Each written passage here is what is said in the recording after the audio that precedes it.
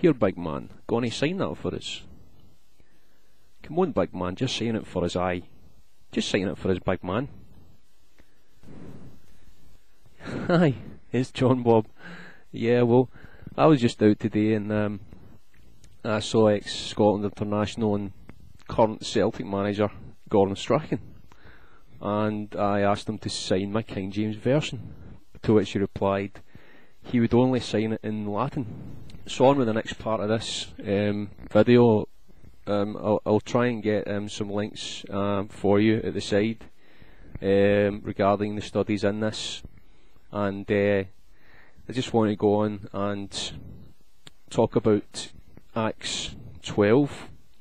Now, Acts 12 is when King Herod, I believe, imprisoned some of the apostles, and in verse 4 it says that that King Herod apprehended him, he put him in prison, and delivered him to 4 quaternions of soldiers to keep him, intending after Easter to bring him forth to the people.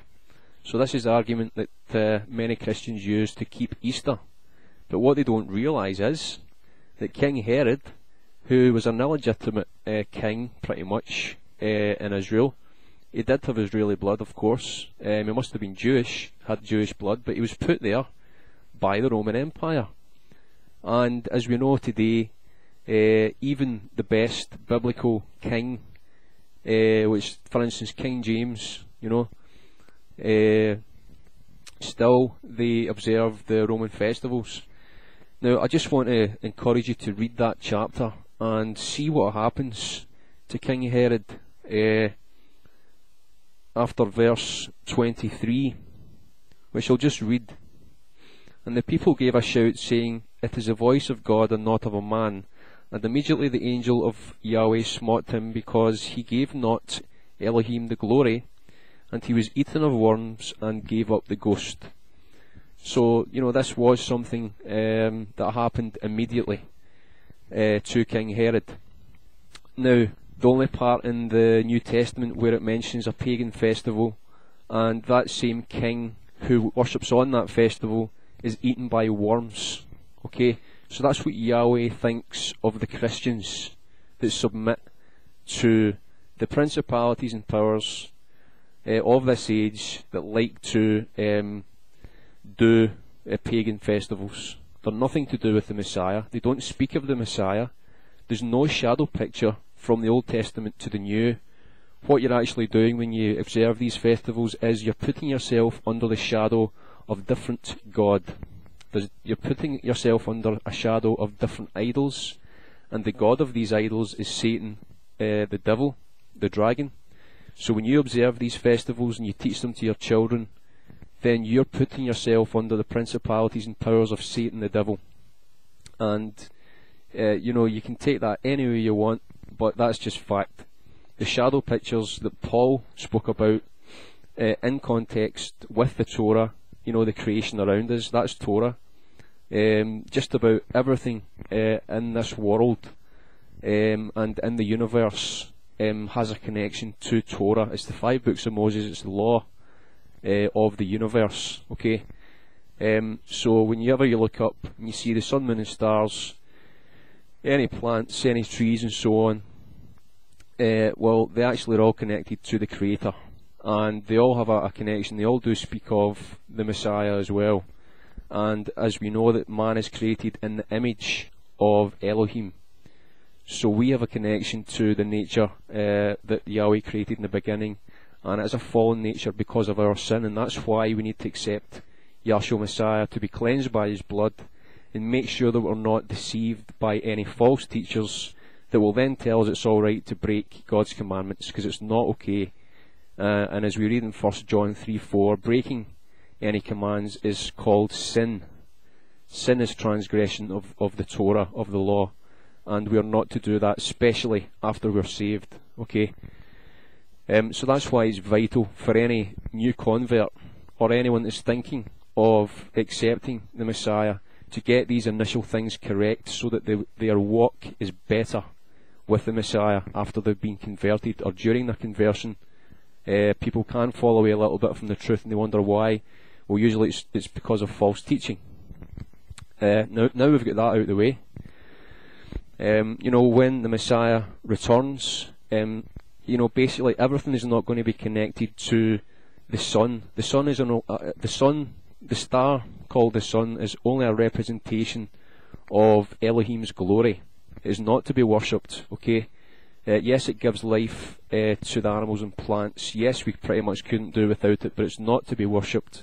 And it says in the Bible that when the Messiah returns, after the 1,000 years, there will be a new heaven and earth, and therefore the light of those that are redeemed will be only the light of Yahshua the Messiah as it is in heaven, actually. So when we pray, let it be on earth as it is in heaven, what we're actually praying for is Yahweh to come back to the earth, rule the earth the way He should, so that all the animals and plants and people and everything has either the gift of eternal life in them, and that will happen after the resurrection, or it will just be the radiance of eternal life touching all the animals and plants that they will benefit from. They will live a lot longer. They will be a lot more beautiful during the millennial reign than they are today, and things will be restored on the earth. Now that's the difference between the Messiah, the true Messiah worship, and understanding His relation to His creation, and that His creation speaks of Him, and sun worship, where it's just blind idolatry, and there's no relation to the true Messiah. And in fact, the shadow pictures are not the same shadow pictures as in Leviticus 23. They are shadow pictures of idols, and they are very harmful to the body of the Messiah, as spoken of in some of the churches in the book of Revelation. If you'd like to read them all and get to know the sins that they were caught up in and repent of them yourself, it is quite an important thing for your standing in the Messiah, because it is written that we are the same as Messiah in heaven as is on earth.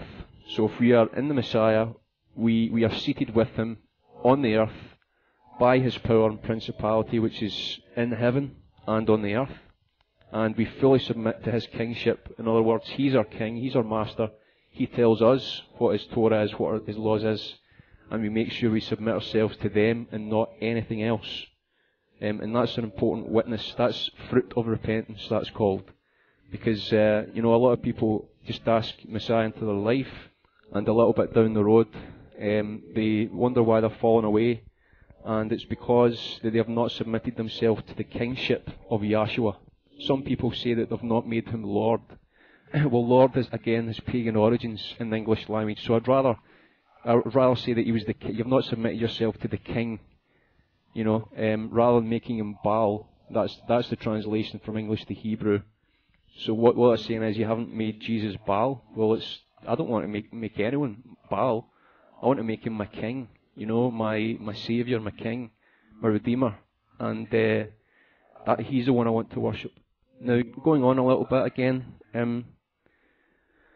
from there, just briefly speaking of and taking up again the study of who the anti-Messiah King will be and where He'll be from. Well, I believe He's the King of the North in Daniel. I believe He is the strongly connected to the dragon in the book of Revelation. He is head of the beast power in Revelation, and is also joined to the false prophet. It doesn't really take much of a study to know who the false prophet is, but he's a prophet, but he's false. So let's just think who that would be from history. I don't want to obviously offend anybody here, but if any prophet's saying that the whole earth needs to be evangelized before their God comes, then that's the false prophet. But what the real prophet says is that his word has got to be preached in all the nations. It doesn't mean to say that everyone is going to be converted, because actually the true God knows that people will reject Him, and He does it gracefully. So that's the difference between the true prophet and the false prophet in the Bible.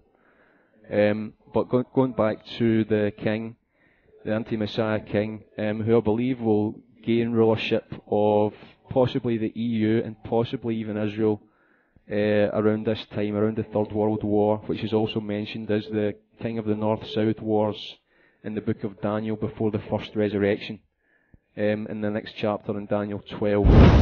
So I'll give you some links to study these things, and I have one or two colleagues that have done studies on this, and I'll leave links myself to that study for you. So stay blessed.